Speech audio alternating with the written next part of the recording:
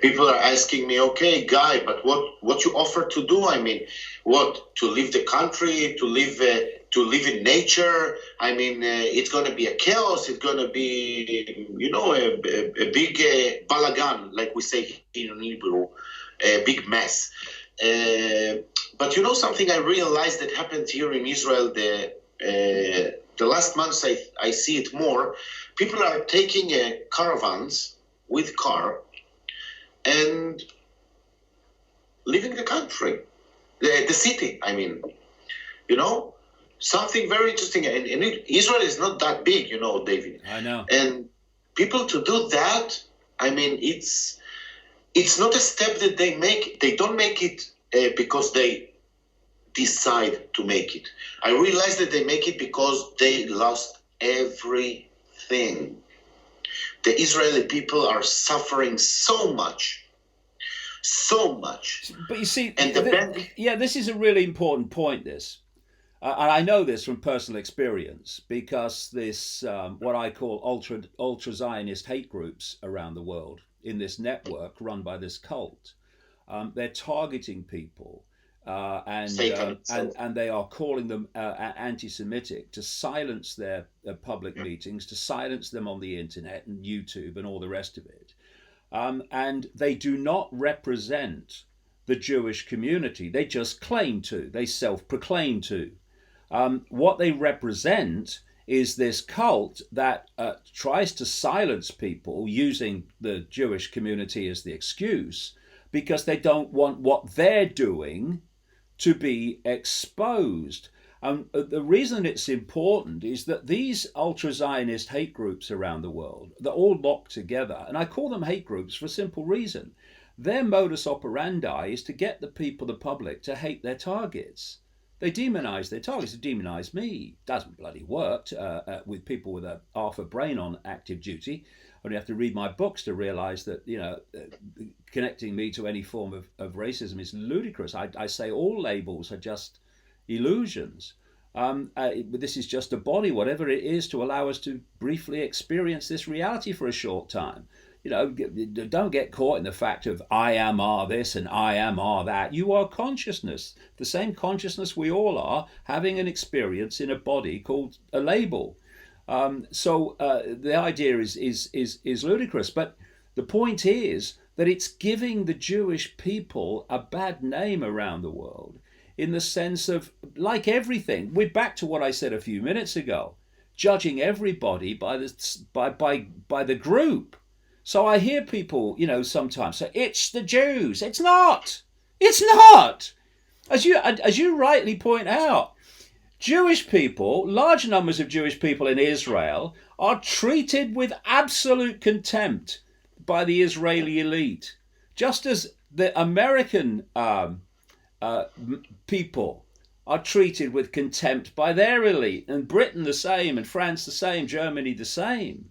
So, but what I would say is, if people don't start speaking out and saying that these censorship groups, which target Jewish people, like I say, more fiercely than anybody else, if they don't start speaking out and saying, hold on a minute, this guy should not have his freedom of speech, or this lady should not have her freedom of speech destroyed, and it should not be done in my name by this group that's controlled by the Israeli government. Do you know we've had a situation in the last couple of weeks where a journalist in America called Abby Martin, she used to work for RT, she was stopped from speaking at a university because she refused to sign a Pledge of Allegiance to Israel.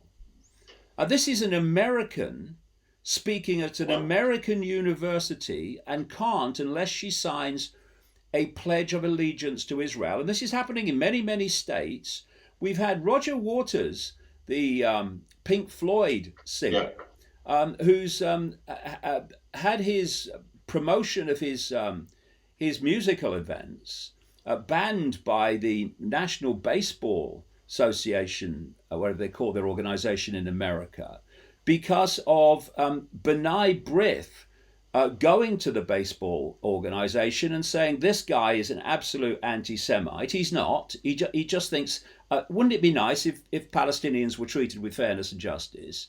So he's had his promotion in America of his events banned. Now, when these ultra Zionist hate groups do this, the psychology is it's the Jews. It's not. People being treated in Israel, Israelis, with contempt by their elite are not having Roger Waters' promotions banned. They're not demanding a pledge of allegiance by Americans to American states. And if people realized in Israel the scale of the censorship that's coming out of there, in their name wrongly, they would be aghast, because it's not good for the way that people see Jewish people in general, because, like I say, they keep making the same mistake of saying that person from this group is doing this, so all of them are responsible. It's not true, but that's the way it goes. Well, as you know, that I told you a few times that we talk, I told you that here they are destroying the Jewish people from the families. They start there. This is why they did the Court of Family in 1995. You have more than 200 fathers are hanging themselves and suicide every year in Israel when they are fighting for their right to raise the kids. And another important point, I think, dear David, is I told you about the caravans now, and the people are getting out of the city because they lost everything. But the major of the people keep on being a sheep. And it's not that they are not smart, as you said, they are not stupid. And the Israeli people suffer, believe me, if I want the people in the world really understand, the Israeli people are shouting for help, really help, because they have to act normal in an unnormal way of living. And they know the power that Israel have in all over the world with the leaders. You know what I mean? It's like a very psychologic, I believe it's a very psychologic system and situation that the Israeli people have to deal with. They cannot talk out because they have to deal it inside. They have the conflict. You understand what I mean, David? Mm-hmm. So what is the way I really want to wake up all Israel? This is why I do what I do. How can I, do something? Tell me what to do to wake up every Israeli, please. I've been doing this for a long time, and I know. What I've never tried to do is to try to persuade people that they should do anything in terms of see that what I'm saying has validity. It's their choice. All you can do is put information in front of people, and then they decide. And the information must do its work.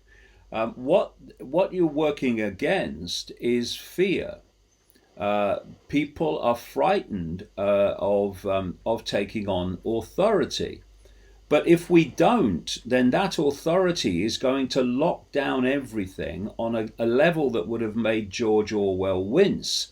So it's time that people realize that doing nothing is no longer an option unless you want to accept global tyranny operating in every single country. And by that, I mean the absolute 24/7 control of everyone's life via AI and technology in the way that is most obvious, but nowhere near the final planned outcome in China. And what people need to do is start getting together with others. If one person takes a stand, well, yes, the government can pick them off, but if loads and loads of people come together and take a stand together, it's much more difficult. The numbers alone show the reality of where the power is. There's 7 billion people plus in the world now, and the number of people in full knowledge of what they're doing and why, that are driving the direction of the world, is a unbelievable fraction of that 7 billion. And like I say, divide and rule is crucial, because they have to divide that massive number of people, because the consequences for the few of that massive number starting to realize the game is obvious. It's game over. So it's important that people realize that doing nothing is no longer an option. Because if you do nothing, you're going to have to face yourself as this trots on, or sprints on as it is now. And every day you're going to see it moving further and further along the road.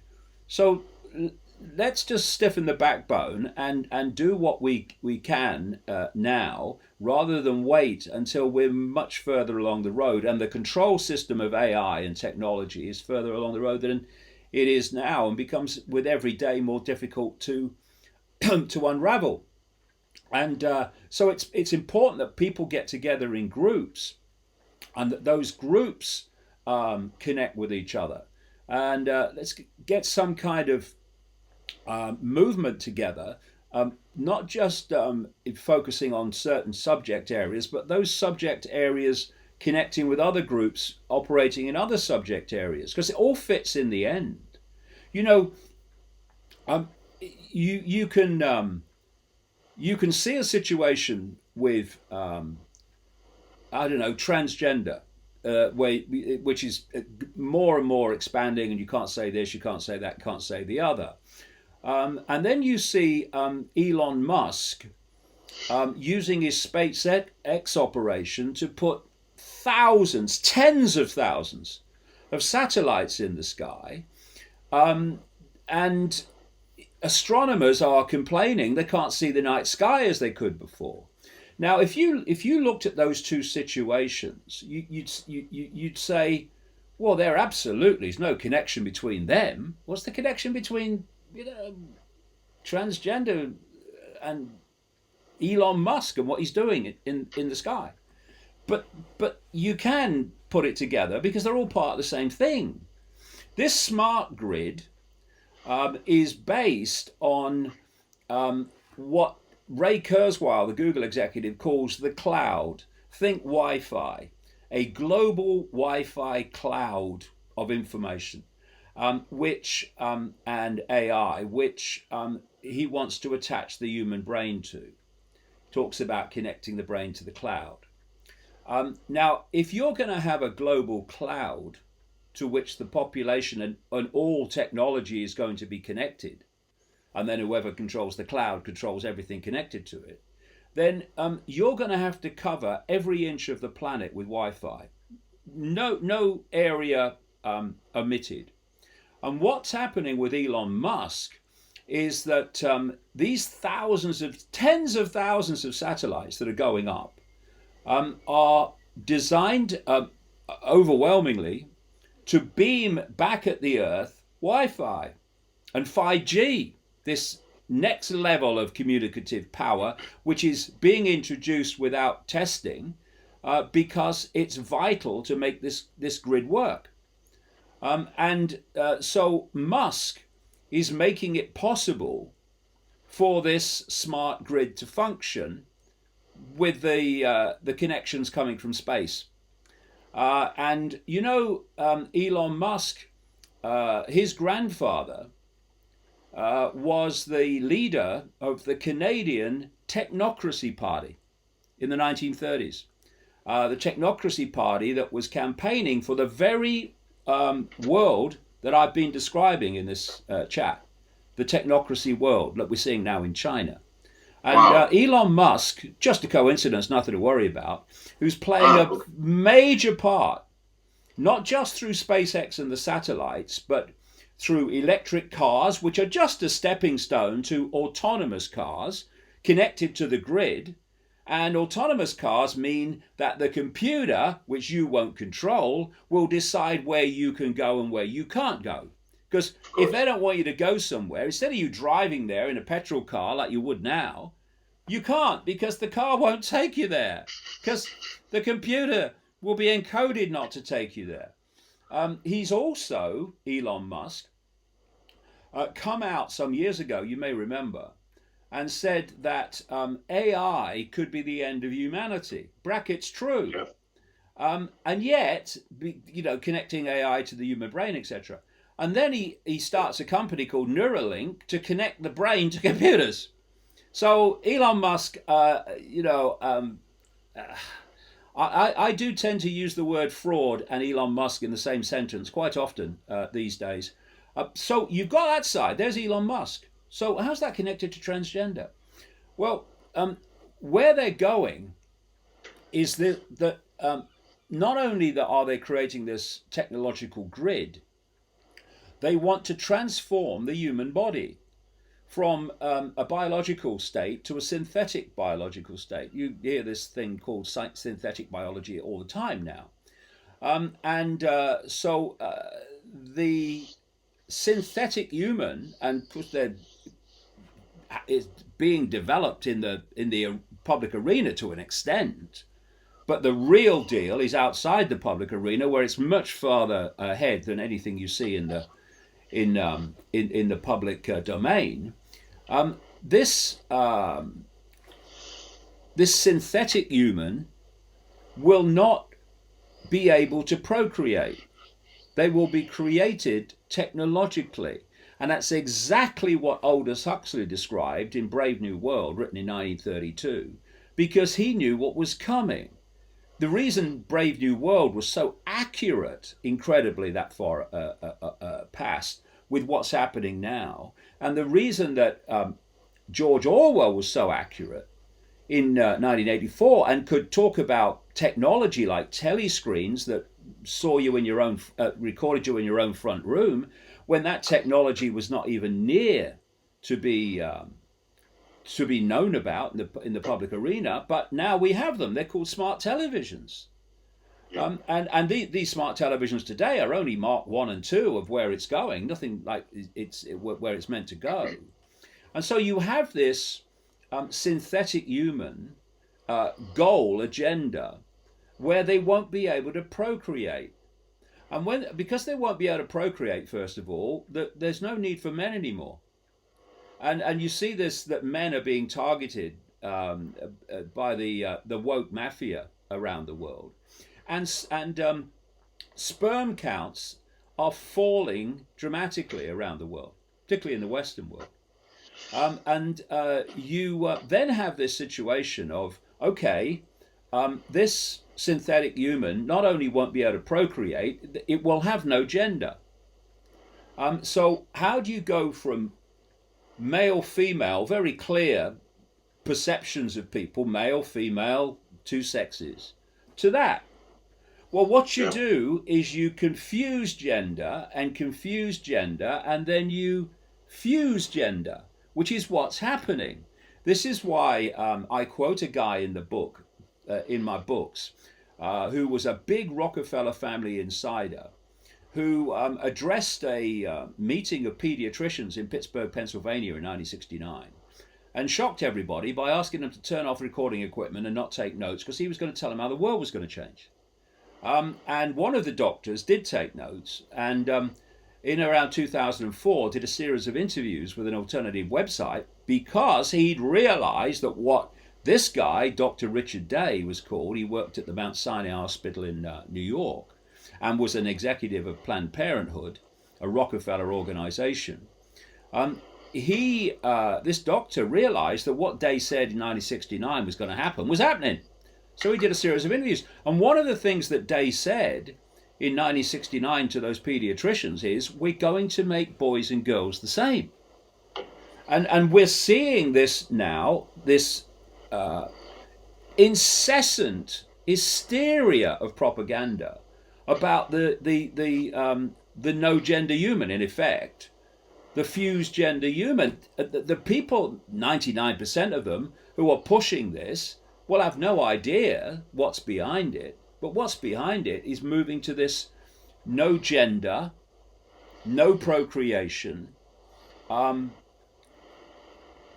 synthetic biological human. So you there have two things: Elon Musk and what he's doing, and the transgender agenda, and they're fundamentally connected. And if people read my books, they'll see that everything in the end is connected. For instance, another thing that Richard Day said in 1969 to those pediatricians is what they were going to do was manipulate a situation where there were massive movements, migrations of people into Europe, America, etc., as it's turned out, to transform those cultures, because, he said, we are going to delete countries. He talked, as I have, about a world government, which is what this technocracy will be controlled by. And the world government would control the entire planet. And instead of having countries that would just break up into different regions, you'd have the world government, then you'd have the super states under that, like the European Union. And then under that, you'd have regions, nations and countries would be gone. And as he said to those doctors, Richard Day, it's much, much easier to get people to accept that their countries disappear, in effect, I'm paraphrasing him, and to bring an end to nations, if you have cultures that are flooded with other cultures, and you have a cultural fusion. Now the indigenous sense of culture is being diluted, and as it's diluted, the resistance to having the country itself disappear obviously gets less and less and less as a defined culture itself disappears. And where this is going, it's not, people say, oh, racism, oh, I don't care. I care about the truth. Grow up. The thing to remember, it's like that pastor Niemöller is quoted as saying in Nazi Germany, first they came for the communists, I wasn't a communist, so I did nothing. Then they came for the trade unionists, I was not a trade unionist, so I did nothing. Then they came for the Jews, and I was not a Jew, so I did nothing. Then they came for me, and there was no one left to speak out for me.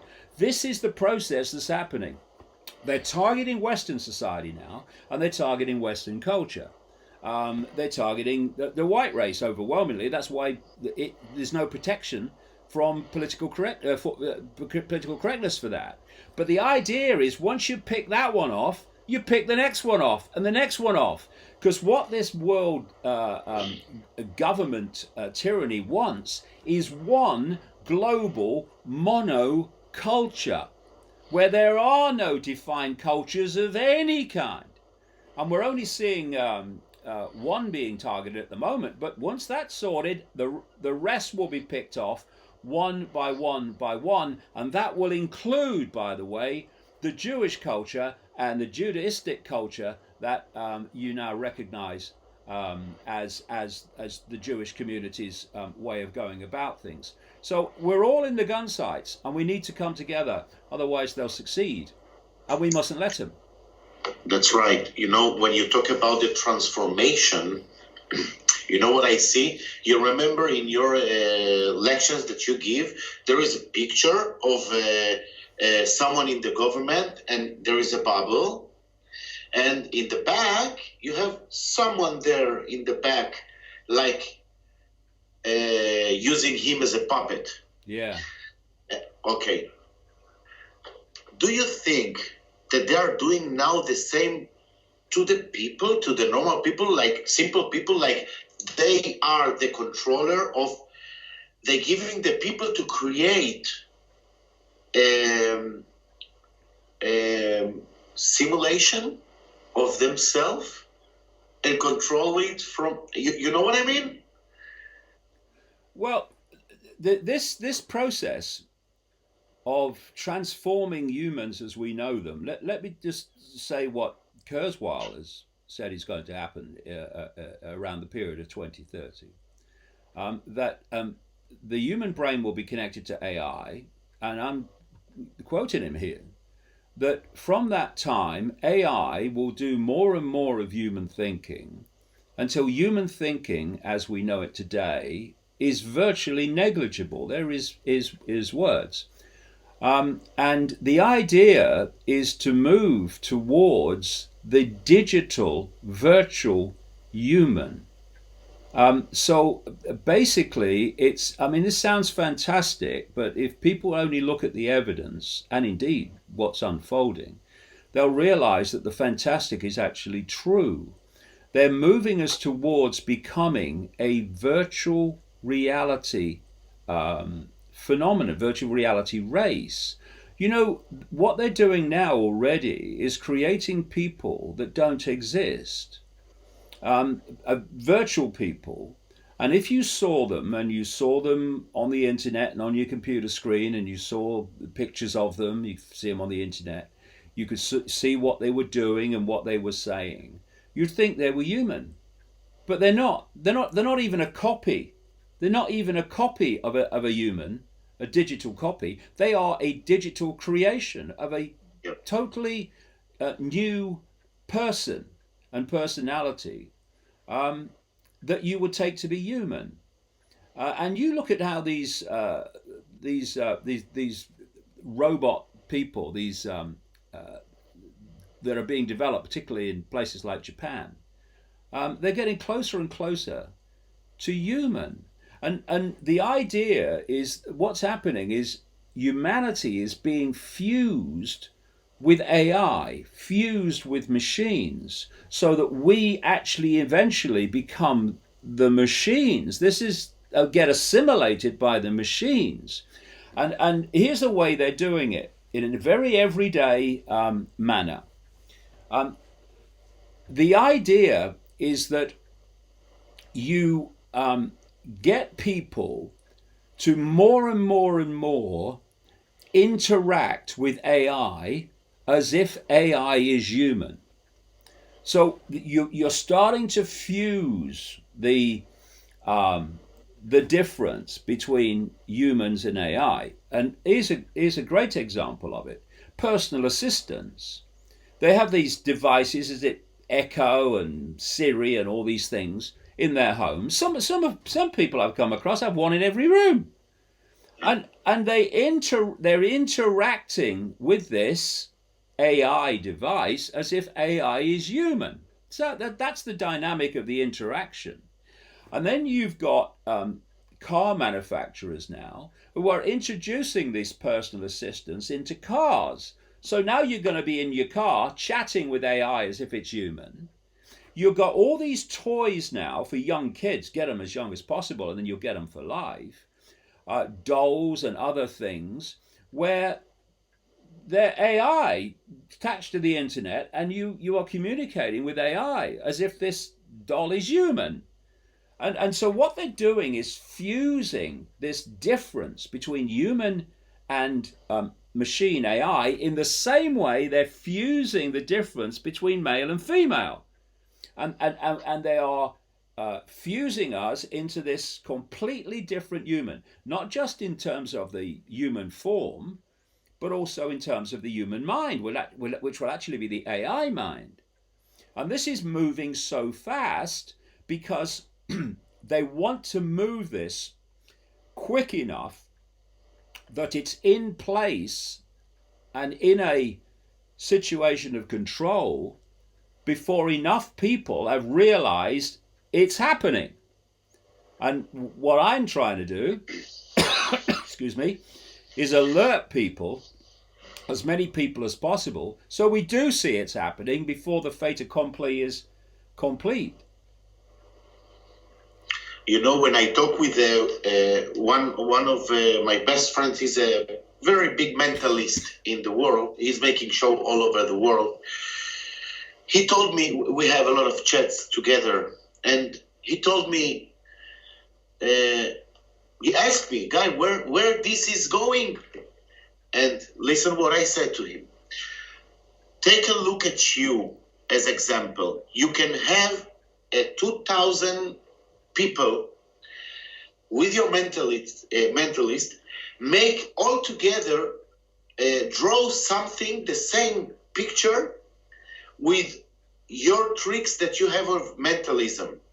It's not magic, okay? Because it's the human behavior and the human, how he act and react. That you talk about it all your life, David. I said to him, imagine what can happen when you have those bots, like robots, yes, that have every nuance of people. They are studying the human being. They create themselves a natural human being, how they act, how they work, how they action, reaction, and everything. Imagine what can happen who have the control of the button of all the what happened now with human, what is going to happen with human. It's the same that you say, David, one word by word. You don't miss nothing of what you say. I offer people to really, really read your work, because it's like really magic to have everything so very good explained. That you don't take it to a high level to understand. You really deliver it like it's humanity. This is why I'm saying all this. And when I talk with you about the Israeli people are going like ships, when I explain them about George Soros, and I say to them, listen, I give the facts, as you say. I show the people the facts, but they say, no, but look what he do good. I said, yes, but he give 85% of the money to good things, but the 50% that he put of evil, pure evil, David, pure evil, they don't see that. They don't see that. They said, Guy, you are conspiracy guy. You understand? Yeah, because there are no conspiracies. No one has ever conspired with others to create an end, an outcome. They've never done that. It's just an illusion that anyone's ever done that. The fact that it's happening all the time, shouldn't make people believe that it is actually happening. George Soros is a classic. He has so far handed over $32 billion to a network called the Open Society Foundations. Now, the name of that gives the game away immediately. Open Society. What that means is open borders. And that's why George Soros is funding non-governmental organizations, charities, and other fake grassroots operations known as AstroTurf, fake grassroots, in America and Europe to drive this mass migration agenda, which is the agenda of this global cult, like I've explained. This Open Society Foundation network operates in 100 countries. It was, and you'll see if people read the books, it was behind the Arab Spring. See, and it was behind the coup, not the revolution, the coup in Ukraine.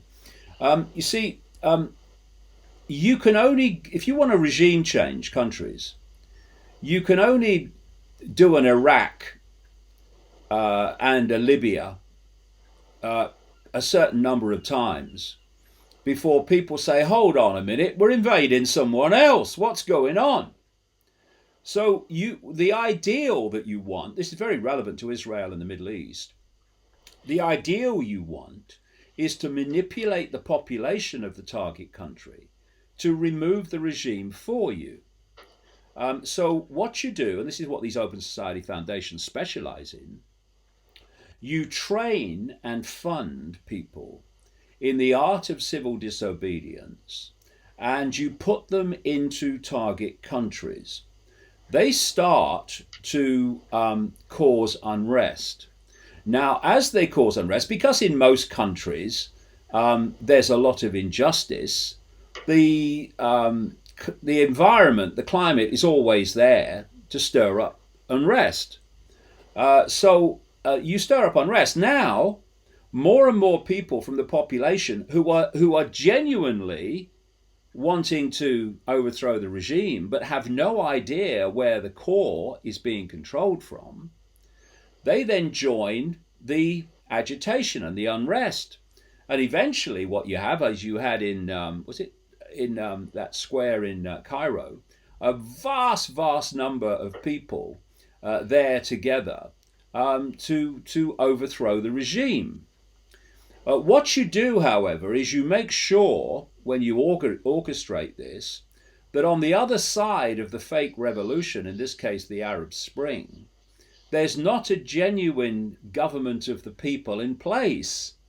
So we had the Arab Spring in Egypt, which resulted in Egypt now being run by a military junta. I mean, it's a joke. And the same happened in Syria, and the same happened in Libya. And what you do is this. In those situations, you don't just have civil unrest and what have you. You actually arm the opposition. So they armed the opposition in Libya because they wanted rid of Gaddafi. They have done for a long time. And they armed the opposition in Syria. And what they then do is get that opposition to start firing and attacking the regime that they want to unseat. When that's happening, basically the global media and the global political network is silent. And then the governments that were being targeted respond to the attacks by the people armed by the West, not least America. And at that point, the politicians can't get to a microphone quick enough, and the media can't write big enough headlines. He's killing his own people. And so what happens is the Soros organizations create the agitation and the unrest. And then when the government responds to the unrest or even the armed opposition, then the politicians come in and say, he's killing his own people, we've got to go in and protect the people. So NATO and the European countries and Britain, always in there, and America, they protected the people of Libya from violence by bombing the crap out of them and destroying the place and turning the highest per capita income country in Africa into a basket case in which people are being openly slave traded in the markets. And you've got the warlord factions, which Gaddafi was keeping apart and under control, now running riot against each other. And that, of course, because the way this whole plan is worked out is like dominoes. You know, when they put all those dominoes in a line and you knock the first one, it knocks the second, knocks the third, and eventually they all fall. This is how this plan is worked out. So they knew, they didn't just want to cause mayhem in Middle East Arab countries, a policy that was driven out of the elite of Israel, by the way, in conjunction with the elite in America.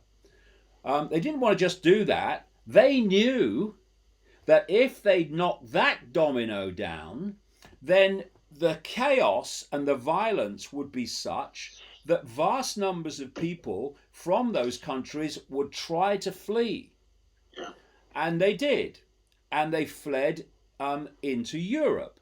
And they were at first genuine refugees. And I'm the first to say, hey, we need to help these people and take them in. But what then happened is these Soros organizations and others then started to get vast numbers, far greater numbers of migrants that weren't fleeing war from other countries in the Near East and Africa to piggyback on the movement of people into Europe, to increase the numbers dramatically. So what do they say? Two birds with one stone. That's what they did. And so what you've got is this double whammy. The Soros organizations create the agitation, which creates the excuse to go in, and you then use the military on the back of that excuse to go in and remove the regime that you want. And of course, without the intervention of Russia, Assad would have been gone by now, just like Gaddafi is gone. That's right. Oh, and by the way, the moment Trump was elected, because Trump is owned by the elite that run Israel. Of course. The moment he was elected, I put on the internet just very soon afterwards, key word of the Trump administration, Iran, because Iran's on their list as well. And the only reason that Trump, who's given the Israeli elite everything it wanted, moving the embassy, this deal of the century, which is just I mean, fairness and justice. Are we having a laugh? So the reason they've got all that is because they own him. But what he's not given Netanyahu yet is what Netanyahu really wants, and those that control Netanyahu, more to the point. Of course. And that's a war with Iran. And the reason he's not been able to do that, although he's basically at war with them now through sanctions, is because Trump came to power in 2016 on the basis of he wouldn't go into these foreign wars that Obama had and Bush had, etc. So he's coming up this year to another election, and it would be electoral suicide to go to war with Iran before that election. If he wins, after that will be quite another thing, although I think people need to keep their eyes on Michael Bloomberg on that side, on the Democrat side as well in relation to that. But so these things are not happening by chance. And the way they defend George Soros is the usual way. They say to criticize George Soros is anti-Semitic. Well, it is if you're criticizing him because he's Jewish. That's the definition of anti-Semitism for me. Discrimination or hatred of Jewish people for being Jewish. I challenge Soros and what he's doing because of what he's doing and the effect on the world and the effect on vast numbers of people. And, people may look at some of the things he does and say, oh, he's doing good things. I tell you, after tracking this guy for 30 years, the things that may seem good on the surface have ulterior motives as well that are beneficial to this agenda. And so this is a wonderful example of what I said earlier. Instead of looking at George Soros or Michael Bloomberg, whatever, and saying Soros is Jewish, you look at him and you say, what is Soros doing and how is that affecting adversely other people, in this case, vast numbers of people. And you make a judgment on what he's doing, not what he is, what he's doing. And if we do that, then these efforts to demonize those who are trying to uncover for everybody what's going on in the world will not be silenced as they are by being called anti-Semitic or racist when it's the last thing that they are.